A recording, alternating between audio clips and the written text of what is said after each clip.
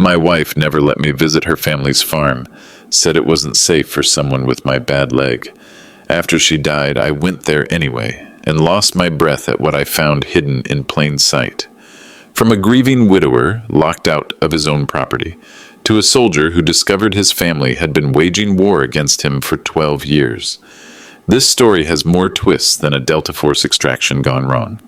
And if you've ever wondered what secrets your own family might be keeping, hit subscribe so you don't miss how I uncovered the truth that nearly got me killed. Drop a comment with what state you're in. I'm curious how many veterans are listening to this. My name is Isaac Robertson, and my wife Margaret spent our entire 8-year marriage keeping me away from 340 acres of farmland that I legally owned. Every time I suggested visiting the property in Riverside County, she'd panic. Not just worry, actual panic attacks, hyperventilating, begging me to promise I'd never go there without her permission. She said the terrain was too dangerous for my war-damaged leg, that I might fall and hurt myself. But I'd walk patrol in Afghanistan with fresh shrapnel wounds. What could be more dangerous than Kandahar? Margaret died 3 weeks ago. Cancer took her fast. And her kids, Derek and Samantha, didn't even show up for the funeral, just sent expensive flowers and asked the lawyer about their mother's farm. Their mother's farm, bought with my disability settlement, titled in my name, but somehow it belonged to them. The lawyer handed me the deed on Tuesday morning, and for the first time in 12 years, I had the keys to my own property. But what I discovered when I finally drove out there made me understand why Margaret had been so desperate to keep me away. The lawyer handed me the deed on a Tuesday morning. 340 acres on Canyon Road, purchased March 15th, 2013, with my disability settlement money. Margaret had insisted on putting both our names on it, said her kids Derek and Samantha needed somewhere to find themselves after their troubles. I'd agreed because I loved her, and because soldiers protect their family's family. But Margaret never let me visit. Not once in 12 years of marriage. She'd go out there every few weeks, come back nervous and jumpy, wouldn't talk about what she'd seen. The few times I pressed, she'd say the terrain was too rough for my leg, that I might fall and hurt myself worse. But I'd walked patrol in Kandahar with worse terrain and a fresh shrapnel wound. What could be so dangerous about a farm in California? Now Margaret was gone. Cancer took her in 3 weeks flat, and Derek hadn't even called during the funeral. Neither had Samantha. They'd sent flowers, expensive ones, but couldn't be bothered to show up for the woman who'd raised them after their father ran off. The lawyer mentioned they'd been asking about the property, wanting to know about the will, about whether I had any legal claim to their mother's farm. Their mother's farm, bought with my blood money, titled in my name, but somehow it was theirs. Margaret's nervousness suddenly made a different kind of sense. She wasn't protecting me from the farm, but what Margaret feared wasn't me getting hurt. I met Margaret in 2012 at a veterans support group. She was volunteering, bringing coffee and those little cookies that taste like cardboard, but somehow make everything better when someone cares enough to bring them. Her first husband had been Army too, died in a car accident when Derek was 14 and Samantha was 11. She understood the nightmares, the way loud noises could send me diving for cover behind the couch. She never made me feel broken. We married fast, maybe too fast, but when you've seen enough death, you learn not to waste time on doubt. Her kids were polite enough at the wedding, Derek, 29 and fresh out of county jail for drug possession, Samantha, 26, and calling herself a social media entrepreneur, which seemed to mean taking pictures of her breakfast. They smiled when they had to, hugged me when Margaret was watching, but I felt the coldness underneath. I was the replacement father they never asked for, the stranger spending their inheritance.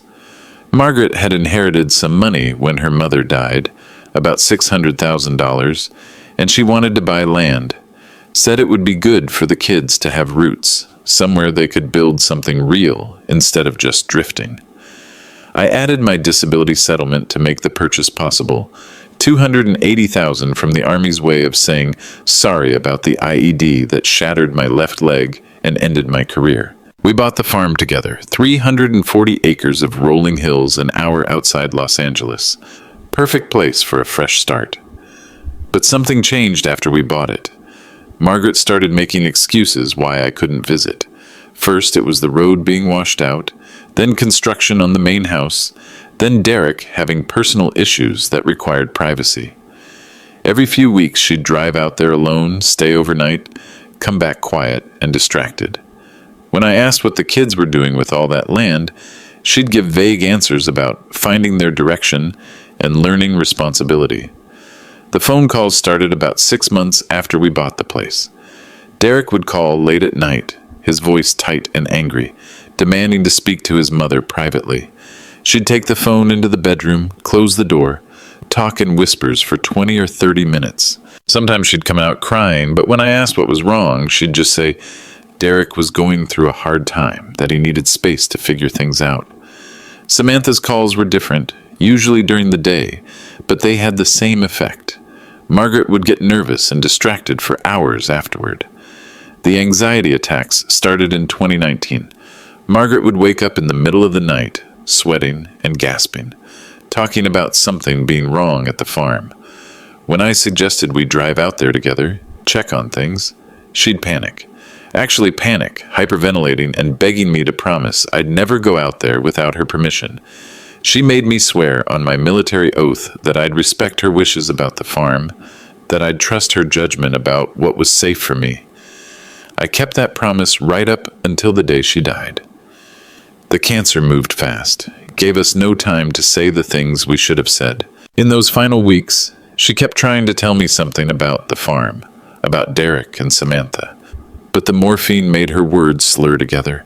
She'd grip my hand and whisper about keeping me safe, about secrets that would hurt me, about decisions she'd made to protect us both. I thought it was the drugs talking. Her last conscious words were, "Don't let them know you're coming." I assumed she meant the kids, that they'd want time to grieve privately before dealing with practical matters. But Margaret's last request wasn't about grief. What she was really saying wasn't about protecting them from me.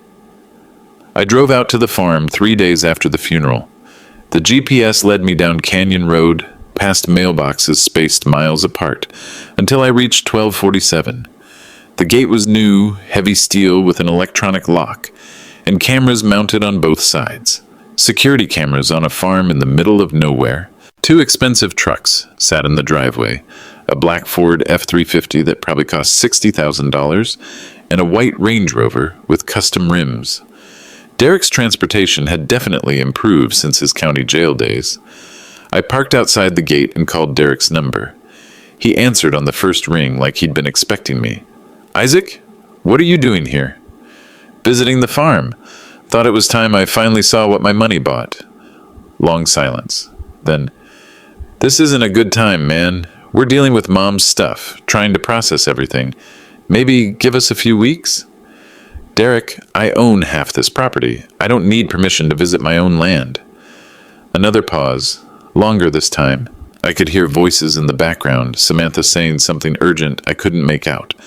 "Look, Isaac, you don't understand the situation here. The farm, it's not safe right now. There's been some equipment problems, structural issues with the buildings. You could get hurt with your leg." Same excuse Margaret had been giving me for 12 years. But Derek's voice had an edge his mother's never did. A threat wrapped in fake concern. "What kind of structural issues?" "Just trust me, okay? Mom always said the terrain was too rough for you. Why don't you head home? We'll call you when things are safer." That's when I noticed the smell. Even through my truck's closed windows, even with the afternoon wind blowing the wrong direction, I could smell it. Sweet and skunky and unmistakable. I'd smelled it plenty of times during raids in Afghanistan, usually right before we found someone's private stash. Marijuana. A lot of it. "Derek, I'm not leaving. Either you open this gate, or I'm calling the sheriff to escort me onto my own property." "Don't do that, Isaac. Seriously, you don't want to involve cops in family business." Family business. 20 minutes later, Derek appeared at the gate, looking nothing like the skinny kid I'd met at the wedding. He'd put on muscle, the kind you get from manual labor or prison workouts, and his eyes were harder than I remembered. He walked with the swagger of someone used to being the biggest threat in the room. Isaac, you need to understand something. Just because your name is on some paperwork doesn't mean this is your place. Mom bought this land for us, her real family. You were just helping with the financing. The deed says Isaac Robertson, Derek. My name, my money, my property. Yeah, well, things change. Mom's gone now, and we've been taking care of this place for 12 years while you sat home collecting disability checks. You think you can just roll up here and start making demands? That's when Samantha came walking down the driveway, and I understood where Derek's newfound confidence was coming from. She wasn't the awkward young woman from the wedding anymore. Designer clothes, expensive jewelry, the kind of tan you get from spa vacations instead of farm work. Her Instagram entrepreneurship was apparently paying better than I'd imagined. Isaac, she said, her voice honey-sweet and venomous. How lovely to see you, though I wish you'd called first. We're in the middle of some very delicate work here. What kind of work requires this much security? The kind that's none of your business, Derek snapped. You need to leave, now. I looked past them toward the farm buildings visible through the trees. 6 large greenhouse structures that hadn't been there in the planning photos Margaret had shown me years ago. New electrical lines running from a transformer that could power a small town. And that smell, getting stronger as the wind shifted. Derek called it trespassing when I suggested walking my own property line. But I knew what I was dealing with now. Derek and Samantha hadn't been finding themselves on my farm. They'd been building an empire. I drove to the county courthouse the next morning. Public records are public for a reason, and 12 years of Army intelligence training doesn't just disappear because you're dealing with family instead of insurgents. The property assessor's office had everything I needed: building permits, electrical upgrades, even satellite photos updated annually for tax purposes. The images told a story Margaret never had. In 2013, right after we bought the farm, there were just 2 original structures: a farmhouse and an old barn. By 2015, 3 large greenhouse structures appeared. By 2018, 6. Each one roughly 40 feet by 100 feet, with electrical capacity that would make a small manufacturing plant jealous. The permit applications listed them as agricultural growing facilities for organic vegetables. But the electrical usage reports told a different story. The farm was pulling enough power for a small neighborhood, consistent with high-intensity grow lights running 18 hours a day. The kind of setup needed for year-round cultivation of plants that prefer controlled environments. Plants like marijuana. I called Jake Morrison, a lawyer I'd met through the Veterans Support Group. Jake specialized in property disputes and had dealt with his share of family complications after his own service in Iraq. Isaac, you're describing a commercial marijuana operation on property you legally own. Even if it's state legal, there are federal implications you need to understand. What kind of implications? Asset forfeiture. If they're running an illegal operation on your land, even without your knowledge, the feds can seize the entire property under RICO statutes. You could lose everything. That afternoon, I parked half a mile from the farm and walked the property line with a pair of binoculars. The tree coverage was good, and my leg held up better than it had in years. Apparently, rage is excellent physical therapy. From the eastern ridge, I had a clear view of the entire operation. The greenhouses were running at full capacity. Through the translucent walls, I could see rows of plants, maybe 8 feet tall, definitely not vegetables. Workers moved between the buildings with the efficiency of people who'd been doing this for years. I counted at least 6 people, maybe more, all young, all moving with purpose. This wasn't some amateur hobby operation. This was business. I started taking photos with my phone, documenting everything I could see. License plates on the vehicles, faces of the workers, the electrical setup, the security cameras, even the industrial-grade ventilation systems venting from each greenhouse. Every piece of evidence I'd need to prove what Derek and Samantha had built with my money. That's when my phone rang. Derek. Isaac, I'm going to ask you one more time to stay away from the farm. You're not understanding how serious this situation is. Oh, I understand perfectly, Derek. I understand you've been running a marijuana operation on my property for at least 7 years. I understand why Margaret was afraid to let me visit. And I understand why you and Samantha could afford designer trucks and jewelry on minimum wage jobs. Silence on the other end. Then quietly, you don't know what you're messing with here. Actually, I do. I'm messing with federal drug trafficking charges on property that's titled in my name. Do you have any idea what that means for me legally? It means you should have minded your own business. Derek, this is my business. Literally. This is my land, purchased with my money, and you've turned it into a liability that could destroy my life. Did you think I'd never find out? Did you think I'd just let you steal everything Margaret and I built? Another long pause. Mom protected you from this for 12 years. She begged us to keep you out of it. Said you'd ruin everything with your military justice bullshit. But Mom's not here anymore, and we've got too much invested to just walk away, because you're having a conscience crisis. What's that supposed to mean? It means accidents happen, Isaac, especially to people who don't know when to back down. Mom learned that lesson. The line went dead. I sat there for a full minute, processing what Derek had just said. Mom learned that lesson. Margaret's anxiety attacks, her panic about me visiting the farm, her last words about keeping me safe. She hadn't been protecting Derek and Samantha from me. She'd been protecting me from them. My phone buzzed with a text message from an unknown number. Stop digging or you'll find more than you're looking for. I realized why Margaret never wanted me to come to the farm. She was afraid of what I'd do when I found out, because she knew me well enough to know I wouldn't just walk away from this. But as I looked through my binoculars at the operation my own money had funded, I realized something Derek and Samantha didn't understand about their stepfather. I wasn't just a disabled veteran they could intimidate. I was a soldier who'd been trained to dismantle operations exactly like this. And now I knew what Margaret had really been afraid of. Not that they'd hurt me, but that I'd hurt them when I found out what they'd done. What I was looking at wasn't just a marijuana farm, it was a target. I spent the next 2 weeks conducting surveillance like I was back in Afghanistan. Every morning at dawn, I'd position myself at different observation points around the property perimeter. I documented shift changes, delivery schedules, security routines, everything. The operation was more sophisticated than I'd initially thought. They had a rotating crew of at least 12 workers, all young, all paid in cash based on what I observed through binoculars. Deliveries came twice a week, supplies going in, product going out, always in unmarked vans with rotating license plates.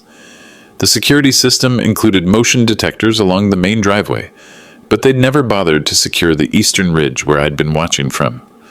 Jake Morrison helped me file the paperwork to get official property surveys and tax records going back to 2013. What we discovered was a shell game of LLCs and business registrations that would have impressed a money laundering specialist. Derek and Samantha had established 8 different companies since 2014: Riverside Agricultural Solutions, Canyon Valley Organic Farms, Desert Sun Cultivation, and 5 others. Each one listed the farm as their business address, each one filing just enough paperwork to look legitimate. Isaac, this is a multi-million-dollar operation, Jake said, spreading the financial documents across his desk. Based on the electrical usage and square footage, they're probably producing 60 to 80 pounds per harvest, 4 harvests a year. That's 300 pounds annually, and at current market prices, even wholesale, we're looking at over $1 million per year in revenue. How much money have they made on my property? Conservative estimate, $7 to $8 million over 12 years. And that's not counting the expansion they're clearly planning. I found permit applications for 3 additional greenhouse structures submitted last month.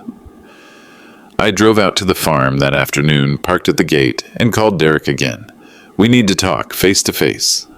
I told you, Isaac, stay away from here. You're going to get yourself in trouble. Derek, I've got photographs of your operation. I've got financial records showing $1 million revenues from LLCs registered to my address. I've got building permits and electrical usage reports. We can handle this as a family matter, or I can turn everything over to the DEA and let them sort it out. 20 minutes later, Derek and Samantha met me at the gate. Derek looked angry, but Samantha looked scared. Good. Fear makes people make mistakes. What do you want? Derek asked. I want to know why you thought you could steal my property and turn it into your personal money machine. We didn't steal anything, Samantha said. Mom gave us permission to use the land. She knew what we were doing. Margaret knew? Of course she knew, Derek snapped. Where do you think the money for her cancer treatments came from? Insurance doesn't cover everything, and experimental treatments are expensive as hell. We paid for her medical bills with profits from the farm. That hit me like a sniper's bullet. Margaret's treatments had cost over $200,000.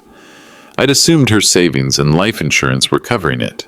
I'd never asked where the money was coming from because I was too focused on just keeping her alive. Mom was terrified you'd find out, Samantha continued. She said you'd see it as drug dealing, that you wouldn't understand we were just trying to take care of our family. Take care of your family? Samantha, you're wearing a watch that costs more than most people make in 6 months. Derek's driving a $60,000 truck. This isn't about taking care of anyone. This is about greed. You don't understand, Derek said, his voice rising. Mom was dying and we needed money for her treatments. Yeah, we made some profit, but we also saved her life for an extra 2 years. What would you have done? Let her die?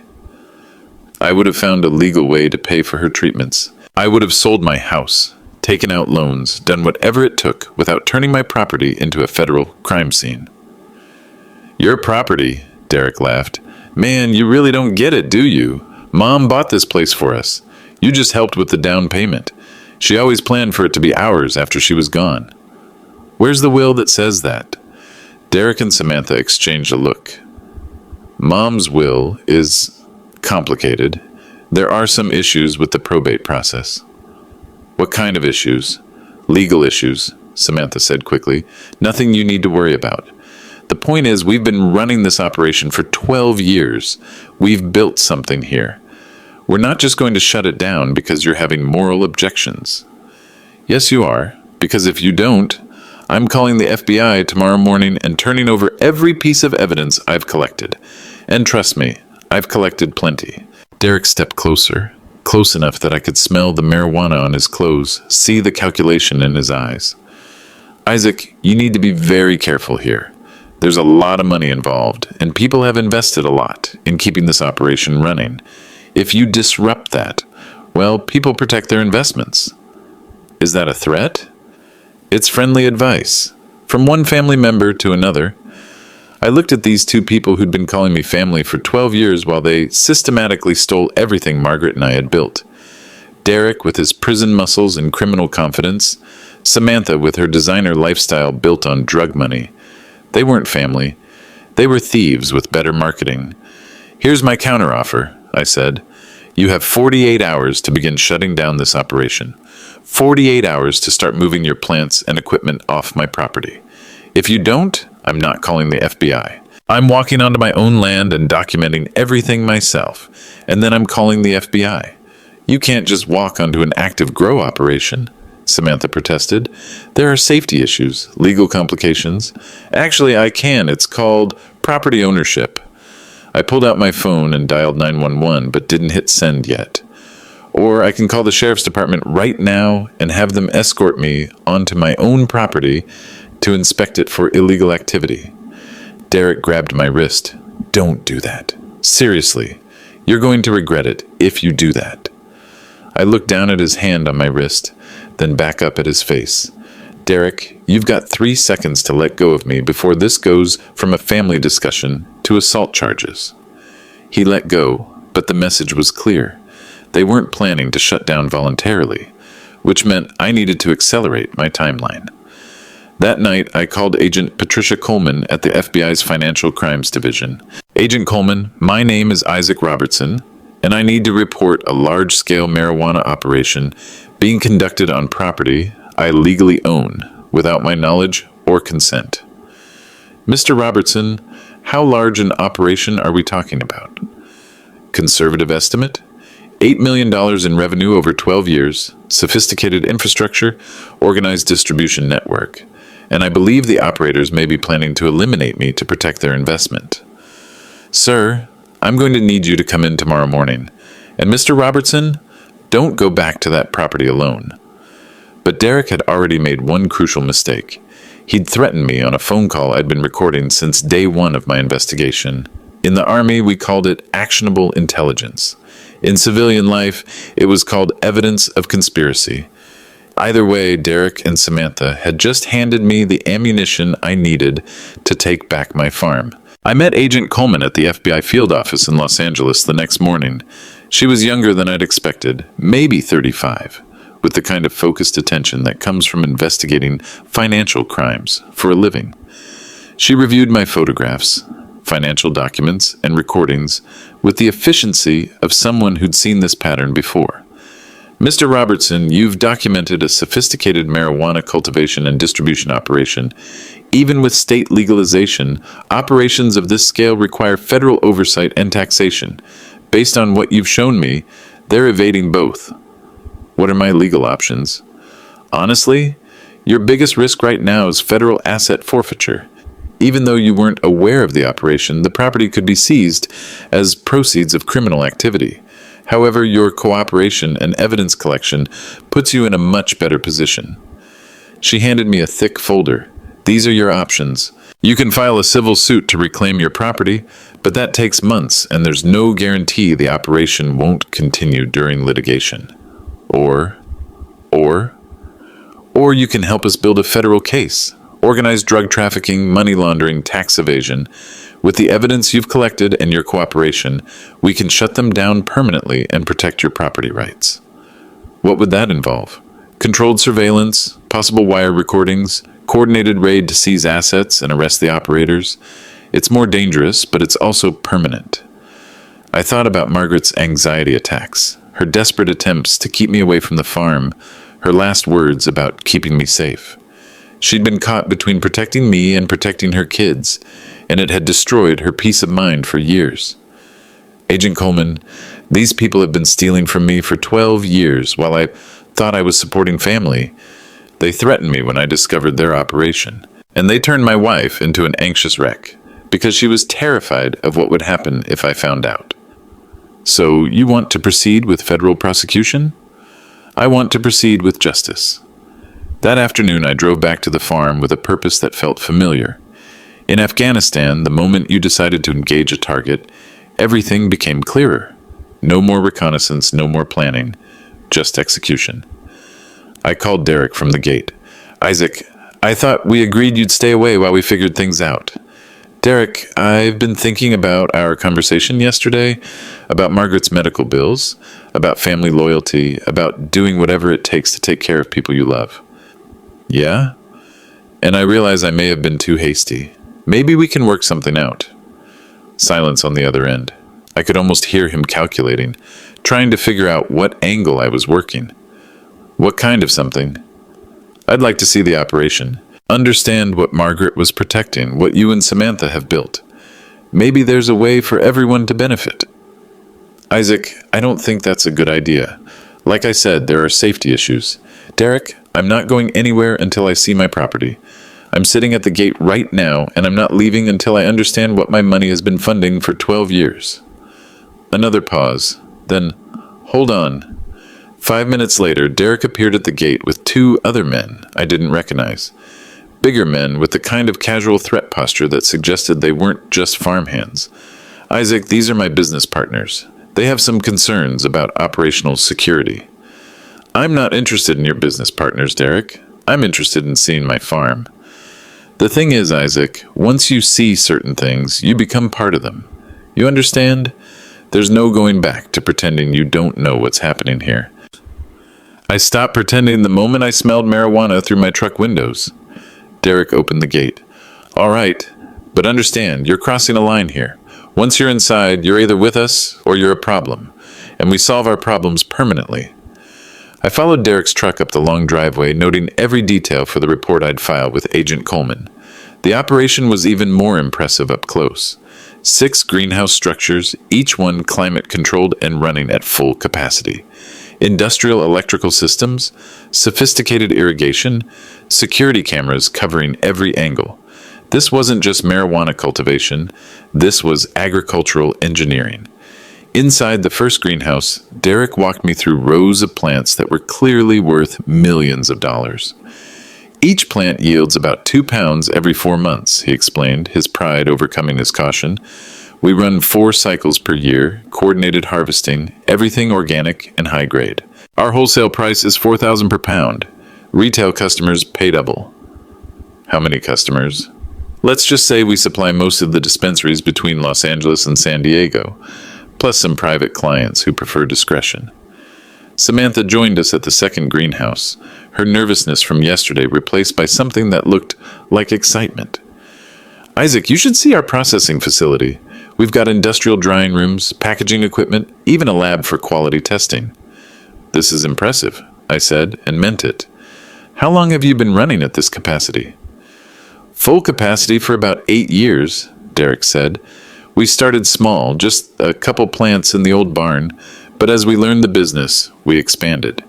Mom was worried at first, but when she saw how much money we were making, how we could afford her treatments, she started to understand. Margaret knew about all this? Of course she knew, Samantha said. She was terrified you'd find out, though. She said you'd see it as criminal instead of entrepreneurial. Why was she so afraid of my reaction? Derek and Samantha exchanged another one of their looks. Isaac, Mom knew you'd try to shut us down. She said you had this black and white view of right and wrong, that you wouldn't understand the gray areas of business. And she was afraid of what you'd do if I tried to stop you. What do you mean? Samantha asked. I mean, she was afraid you'd hurt me to protect your operation. Derek laughed, but it didn't sound amused. Isaac, we're not violent people. We're business people. But business is business. You threaten someone's livelihood, they're going to defend it. Is that what happened to Margaret? She threatened your business? The laughter stopped. What's that supposed to mean?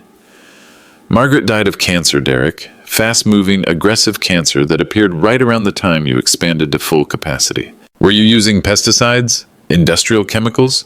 Something that might have made her sick? That's ridiculous, Samantha said quickly. Mom's cancer was genetic. Bad luck. But Derek's expression had changed. Isaac, you need to stop asking questions you don't want answers to. Actually, Derek, I want answers to all my questions, starting with how much money you've made on my property, how much tax you've paid on that income, and what really happened to Margaret. Derek stepped closer. You want to know what happened to Mom? She spent 12 years trying to protect you from learning the truth about this family. She died trying to keep you safe from consequences you're too stupid to understand. What consequences? The consequence of interfering with our business. The consequence of threatening our income. The consequence of not knowing when to walk away.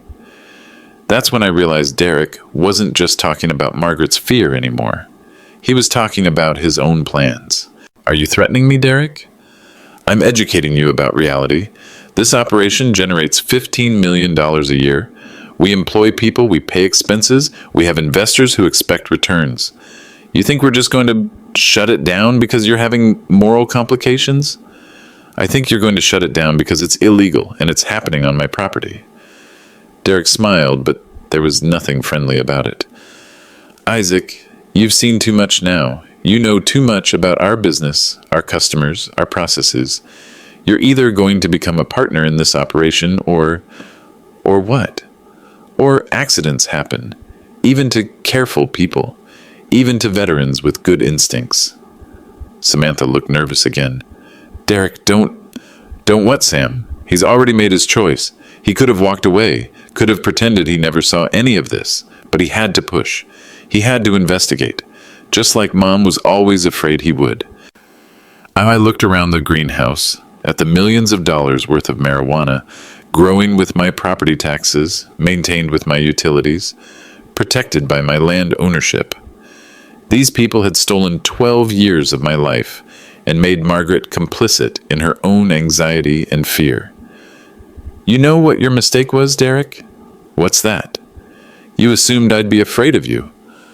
I pulled out my phone and checked the recording app. 43 minutes of conversation, all clearly captured. But you forgot something important about soldiers. We're trained to gather intelligence before we strike. Derek's face went white. You've been recording us? Every word. And this isn't the first recording I've made.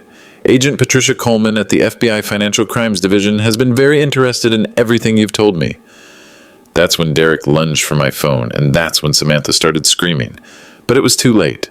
The evidence was already uploaded to cloud storage, already copied to federal servers, already enough to destroy everything they'd built on my stolen property.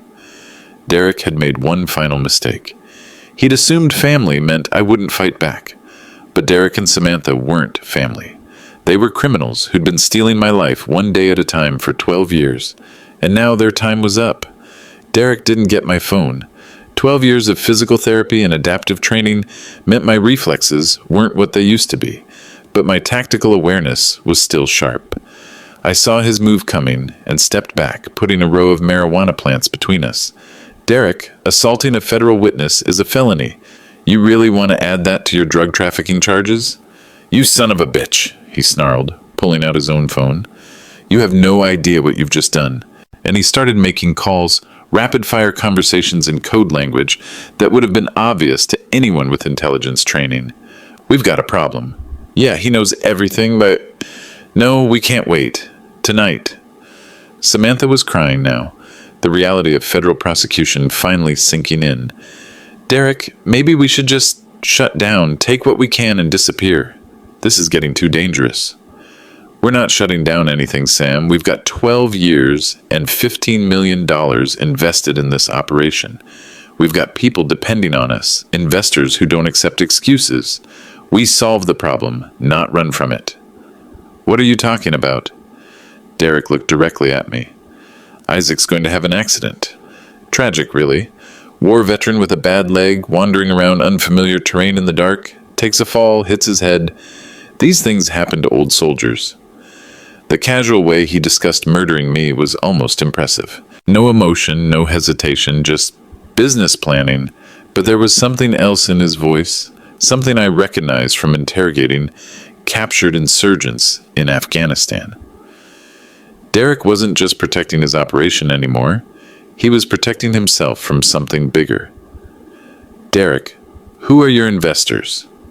His face went carefully blank. "That's not your concern. It is if they're the reason you can't just shut down and walk away.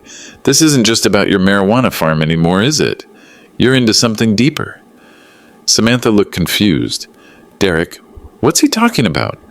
Our investors are just local business people who wanted to diversify into agriculture." Derek shot her a warning look, but it was too late. I'd seen that dynamic before in Afghanistan. Junior members of a cell who didn't understand the full scope of their organization's activities. "Sam, how much do you actually know about where your startup money came from? Who provided the capital for this operation?" "Local investors, like Derek said. People who saw the potential in legal marijuana cultivation." Legal marijuana cultivation doesn't require shell companies and cash transactions. It doesn't require threatening stepfathers or hiding operations from property owners. Sam, you're not running a legal business. You're running a money laundering operation for people who can't make legitimate investments. Derek's hand moved toward his jacket, and I realized the conversation was about to shift from threats to action.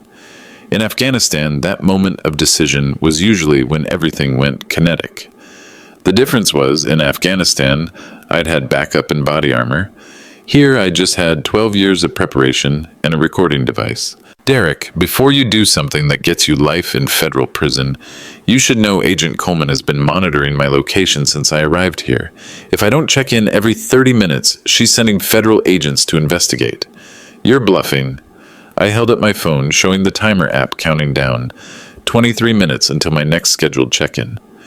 "Try me." That's when my phone buzzed with an incoming call. Agent Coleman. "Mr. Robertson, are you all right? Your location tracker showed you'd been stationary for over an hour." I put the call on speaker. "Agent Coleman, I'm fine. I'm currently in the main greenhouse with Derek and Samantha, documenting the operation we discussed." "Sir, I strongly advised against direct contact without backup." "I know, but they've been very educational." Derek just explained their investor structure, their revenue projections, and their contingency plans for dealing with interference. And Derek was staring at the phone like it was a live grenade. "Mr. Robertson, please stay on the line while I dispatch units to your location." Actually, Agent Coleman, Derek was just about to show me their processing facility. weren't you, Derek?" Derek's calculation was written across his face. He could try to silence me, but that would mean assaulting a federal witness while an FBI agent was listening. Or he could try to minimize the damage and hope 12 years of criminal activity wouldn't destroy the rest of his life. "Isaac," Samantha whispered, "please don't do this to us. We're family." "Family doesn't steal from each other for 12 years, Sam. Family doesn't threaten murder when they get caught. Family doesn't turn a mother into an anxious wreck because she's terrified of what her children might do to her husband. We never hurt Mom.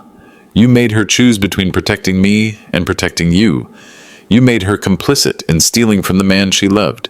You destroyed her peace of mind for years because she knew what you were doing was wrong, but she was too afraid to stop it." Derek was backing toward the greenhouse exit, probably calculating escape routes. "Agent Coleman, Derek appears to be leaving. Should I follow him?" "Absolutely not, Mr. Robertson. Stay exactly where you are." But Derek stopped at the exit. "Isaac, you think this ends with federal agents arresting me and Sam? You think this ends with you getting your farm back and living happily ever after? I think this ends with justice. You have no idea who you're messing with. The people we work for, the money we handle, the connections we've built over 12 years, this goes way beyond what you understand. You shut us down. You're not just affecting us. You're affecting people who don't forgive interference. Who are you really working for, Derek?" He looked at me for a long moment, and I saw something I hadn't expected. Fear. Real fear, the kind that comes from knowing you're trapped between federal prosecution and something worse. "You know what, Isaac? You want to know the truth? You want to understand what Mom was really protecting you from? Fine. But when this all comes out, when you see what we've really been involved in, remember that you asked for it." Derek pulled out his phone and made one more call. "Yeah, it's me. We've got federal attention, full exposure, time to cut losses and activate contingencies." He listened for a moment, then looked directly at me. "They said to tell you that Margaret wasn't the only family member who might have accidents." The line went dead, but I could hear sirens in the distance getting closer. Federal backup was coming, and Derek knew his time was up. But as he disappeared into the darkness beyond the greenhouse, I realized this wasn't ending with arrests and asset forfeiture. This was just the beginning of understanding what Margaret had really been afraid of, and why she'd been so desperate to keep me away from the farm that she'd sacrificed her own peace of mind for 12 years. Derek's final threat wasn't just about the marijuana operation. There was something bigger here, something that explained the sophisticated infrastructure, the million-dollar revenues, and the kind of investors who don't accept failure. Margaret hadn't just been protecting me from learning about a family drug business. She'd been protecting me from discovering that Derek and Samantha were involved in something that could get us all killed. The FBI raid happened at dawn, but I was already awake, sitting in Agent Coleman's field office going through surveillance photos and financial records. Derek's threat about investors who don't forgive interference had shifted the entire investigation. What I'd thought was a family drug operation turned out to be something much more sophisticated. "Mr. Robertson, we've been tracking suspicious financial activity connected to your property for 8 months, Agent Coleman explained. Large cash deposits, international wire transfers, patterns consistent with money laundering operations. Your stepchildren weren't just growing marijuana. They were washing money for a criminal organization." "What kind of organization?" "The kind that uses legitimate-looking agricultural businesses to clean proceeds from human trafficking, weapon sales, and international drug distribution. Based on the financial patterns we've identified, at least $40 million has moved through accounts connected to your property over the past 5 years." I stared at the surveillance photos spread across her desk. Derek and Samantha meeting with men in expensive suits. Samantha making deposits at different banks across 3 counties.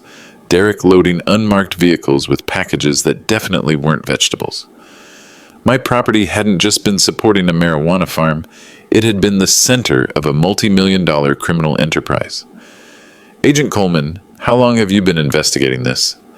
We started monitoring Derek Hartwell when he was released from county jail in 2018. His associates, his financial activity, his sudden access to capital that didn't match any legitimate income source. When we traced the money back to your property, we realized the scope was much larger than a single operation. Why didn't you contact me sooner? Because we weren't certain you weren't involved. Large-scale money laundering operations usually require property owner cooperation. Your complete absence from the property for 12 years was either very sophisticated cover or genuine ignorance. I thought about Margaret's anxiety attacks, her desperate attempts to keep me away, her final words about protecting me from something that would hurt me. She hadn't just known about Derek's drug operation. She'd known about the money laundering, the criminal connections, the danger that came with federal investigation. Agent Coleman, I want to help you build a case against them, whatever it takes. Mr. Robertson, that's going to require you to participate in a controlled operation. We need evidence of their current activities, documentation of their financial processes, and if possible, identification of their higher-level contacts. What would that involve? She handed me a small device that looked like a button. Wire transmitter, real-time audio monitoring. We'll have agents positioned around your property during any interaction with Derek or his associates. And if something goes wrong? Federal backup is 30 seconds away at all times. But Miss Robertson, I need you to understand the risks. People who launder $40 million don't hesitate to eliminate witnesses. If they suspect you're cooperating with federal investigation, Agent Coleman, these people have been stealing my life for 12 years. They made my wife complicit in criminal activity and destroyed her peace of mind. They threatened to kill me when I discovered their operation. I'm not walking away now. That afternoon, I called Derek from a phone the FBI had provided with recording capability. Derek, we need to talk. I've had time to think about our conversation yesterday, and I believe we can work out an arrangement. Isaac, I thought I was clear about what happens to people who interfere with our business. Derek, I'm not interfering. I'm proposing a partnership. Long pause. What kind of partnership? The kind where I provide legal protection for your operation in exchange for a percentage of the profits. I own the property, I can legitimize your business activities, and I can provide cover from federal investigation. Why would you do that? Because $43,000 a year in disability payments doesn't provide the retirement I was hoping for. Because I'm tired of being on the outside of family decisions. And because I realize Margaret was right. Sometimes you have to be practical about moral complications.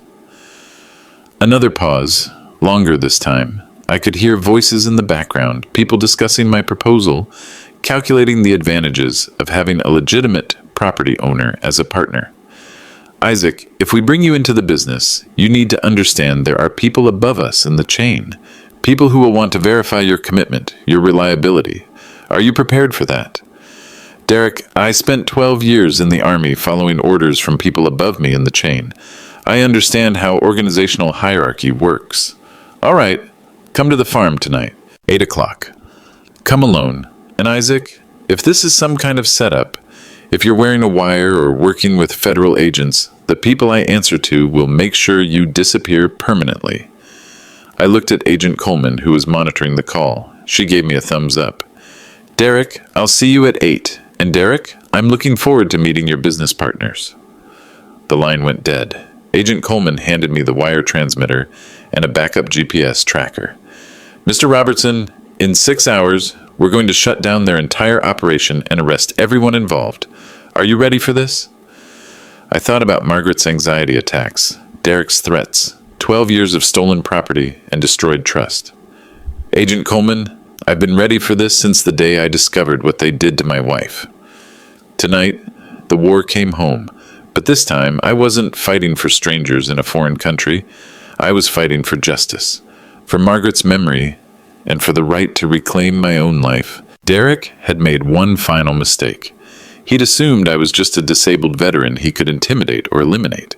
But Derek had never served overseas, never learned that sometimes the most dangerous enemy is the one who has nothing left to lose and everything to fight for. I arrived at the farm at 8 o'clock sharp. wearing the FBI wire and carrying the backup GPS tracker Agent Coleman had insisted on. Derek met me at the gate, but he wasn't alone. 3 men in expensive suits stood beside him, the kind of people who solve problems with money or violence, depending on what's more efficient. Isaac, these are our business partners I mentioned. They wanted to meet you before we discuss any partnership arrangements. The tallest man stepped forward, extending a hand like this was a normal business meeting. Mr. Robertson, I'm Anthony Castellano. Derek tells me you're interested in legitimizing our agricultural operation. I shook his hand, noting the expensive watch, the custom-tailored suit, the way Derek deferred to him completely. This wasn't just a higher-level drug dealer. This was organized crime. Mr. Castellano, I'm interested in understanding the full scope of what's been happening on my property for the past 12 years. Straight to business. I respect that. Castellano smiled, but it didn't reach his eyes. Derek, show Mr. Robertson our financial records. I think he should understand exactly what kind of partnership we're offering. We walked to the main farmhouse, which had been converted into what looked like a corporate office. Computer workstations, filing cabinets, phones ringing constantly.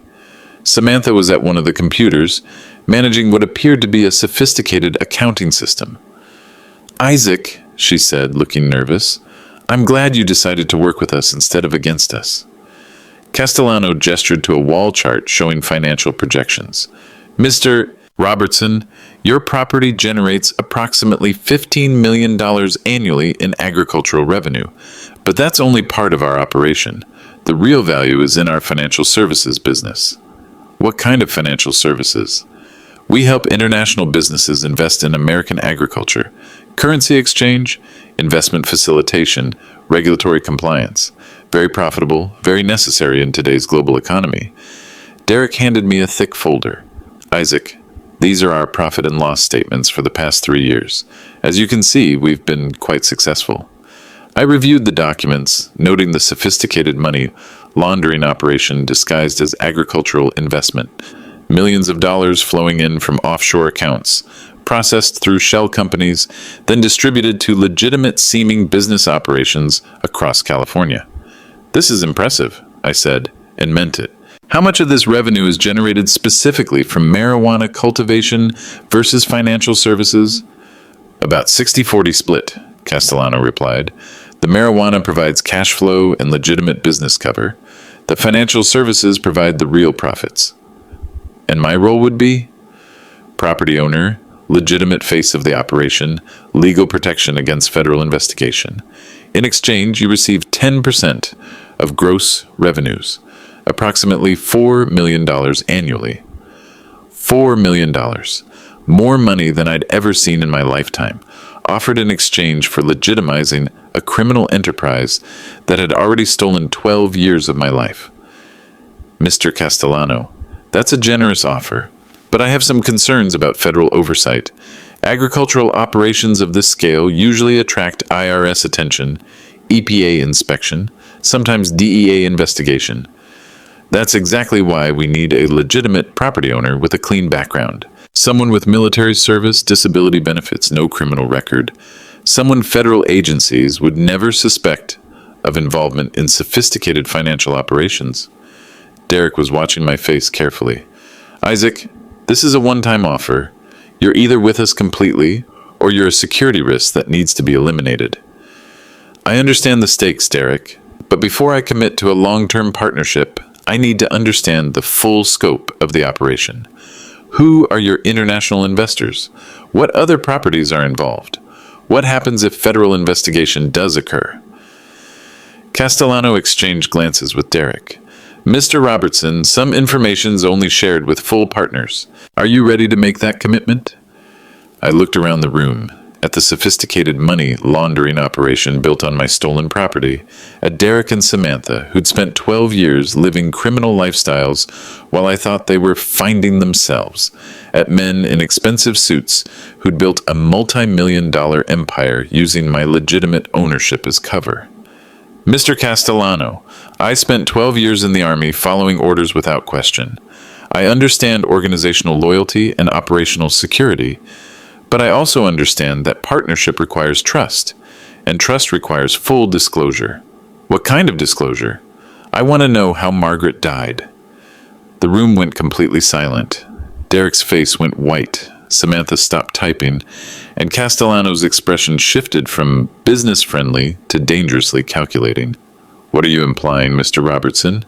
I'm asking directly. Margaret developed aggressive cancer right around the time your operation expanded to full capacity.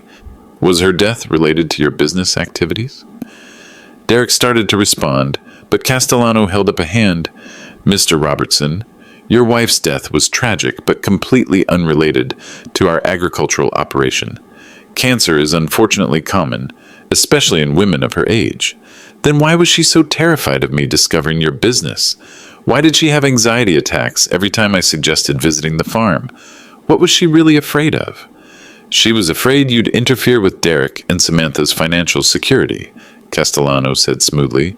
She knew you'd have moral objections to marijuana cultivation, that you might force them to shut down a profitable operation. Or she was afraid you'd kill me if I discovered your money laundering operation. Derek laughed, but it sounded forced. Isaac, nobody killed Mom, and nobody's going to kill you as long as you're reasonable about business arrangements. But if I'm not reasonable? Castellano's smile disappeared completely. Mr. Robertson, people who interfere with our operation tend to have accidents. Your wife understood that. She spent 12 years protecting you from making a mistake that would cost you your life. So you did threaten her? We never had to threaten her. She was smart enough to understand the consequences of interference. That's when I realized Margaret's anxiety hadn't just been about protecting me from their criminal activities. She'd been living with the knowledge that these people would kill me if I discovered their operation, and the stress of keeping that secret for 12 years had probably contributed to her illness. I looked directly at Castellano. And if I decide not to partner with you, then you become a security risk, and we eliminate security risks permanently. Derek nodded. Isaac, you've seen too much. You know too much. You're either with us or you'll kill me like you killed Margaret. We didn't kill...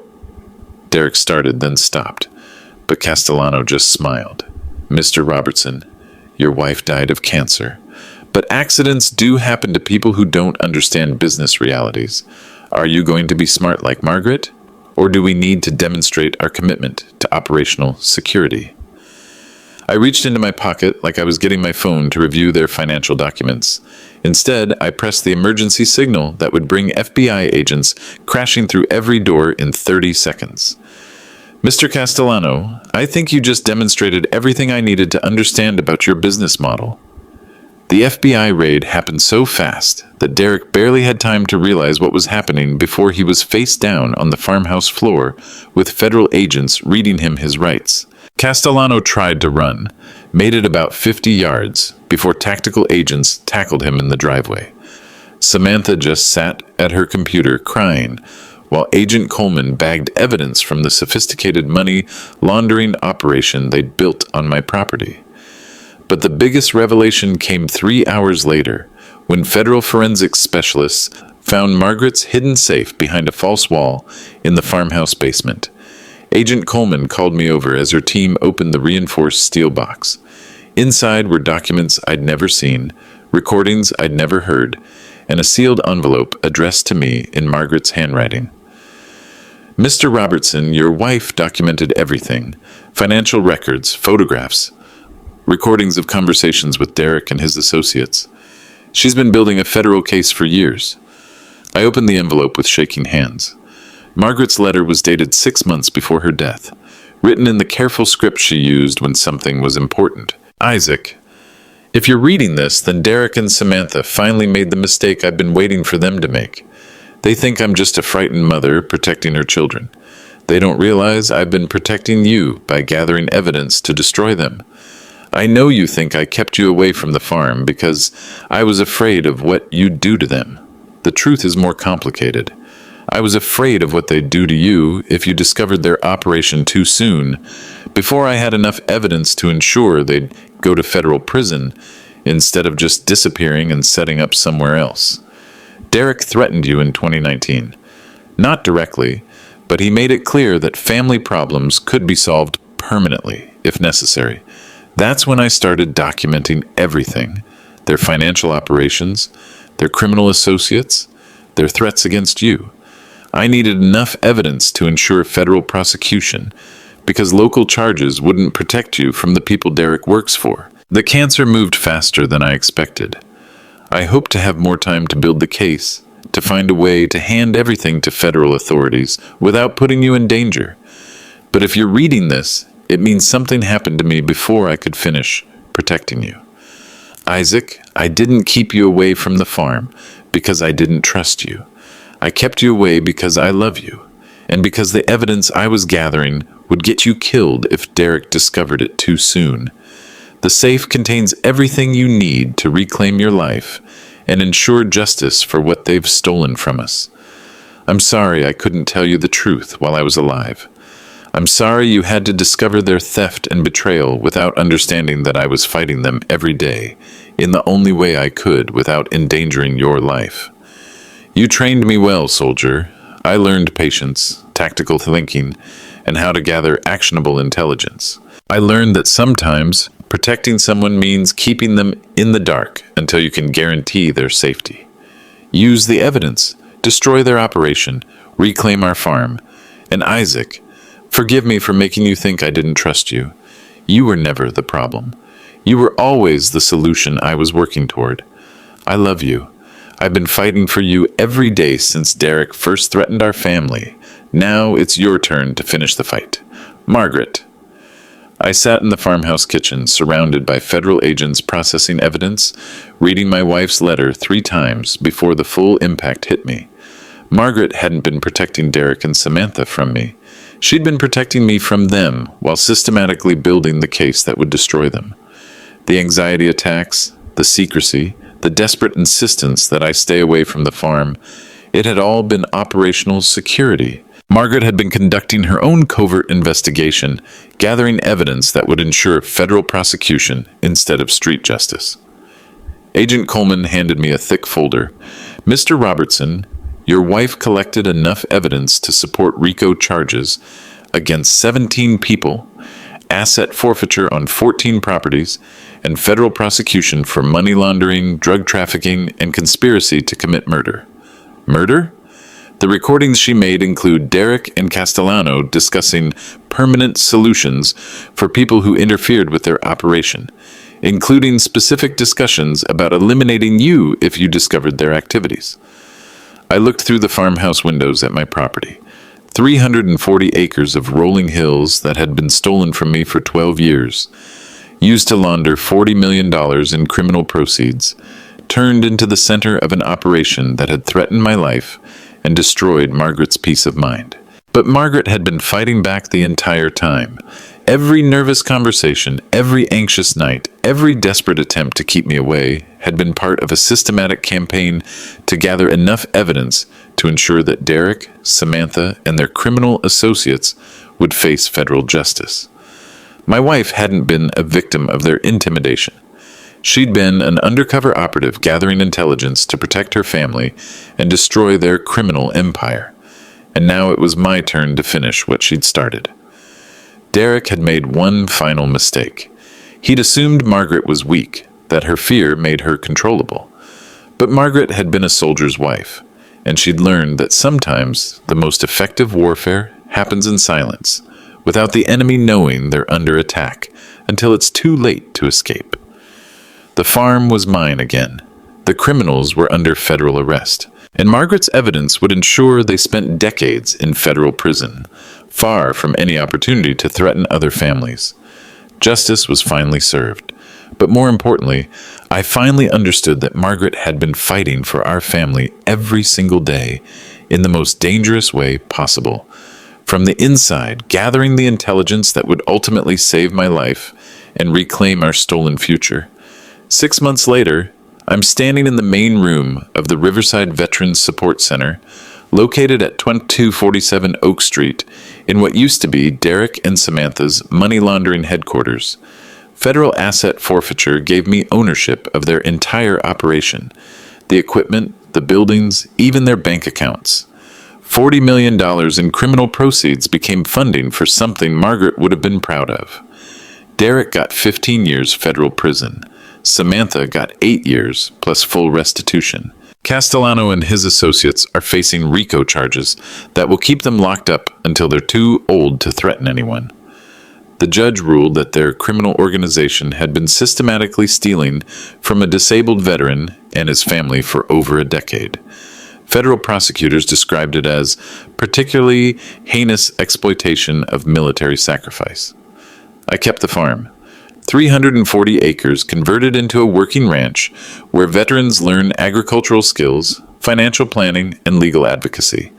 We teach soldiers how to protect themselves from family exploitation, how to recognize financial abuse, how to build evidence for federal prosecution when family members turn criminal. The marijuana greenhouses are now growing vegetables for local food banks. The money laundering computers are now teaching veterans digital literacy. The house where Derek threatened my life is now where combat veterans learn to reclaim their lives from people who try to steal their benefits, their property, their dignity. Margaret's investigation techniques became our core curriculum. How to document financial abuse, how to gather evidence of family exploitation, how to work with federal authorities when family becomes the enemy. We teach soldiers that family loyalty has limits, that blood doesn't excuse theft, that protecting yourself legally isn't betraying your values.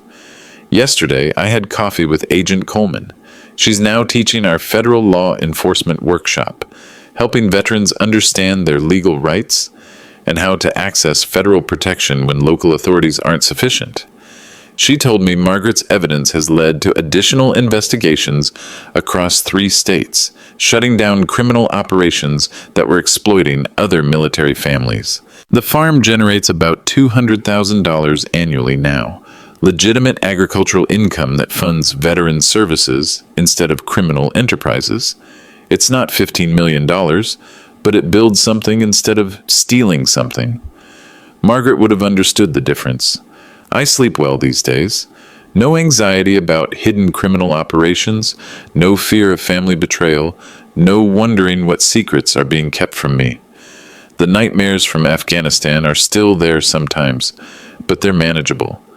The nightmares about family theft and murder conspiracies are gone completely. Derek was wrong about one thing. This story doesn't end with federal agents and arrests and justice. It ends with building something better from the wreckage of family betrayal, with using stolen resources to protect other families from the same exploitation. If this story reminds you that family loyalty has limits, share it with a veteran you know, and drop a comment. Do you believe blood relatives deserve unlimited forgiveness? Or should family earn respect through their actions? Some battles are won by fighting. Others are won by building something better than what was destroyed. Margaret taught me the difference, and I'm spending the rest of my life teaching other veterans the same lesson. Justice isn't just about punishment. It's about making sure the next family doesn't go through what we went through. That's Margaret's real legacy, and that's why her evidence saved more than just my life.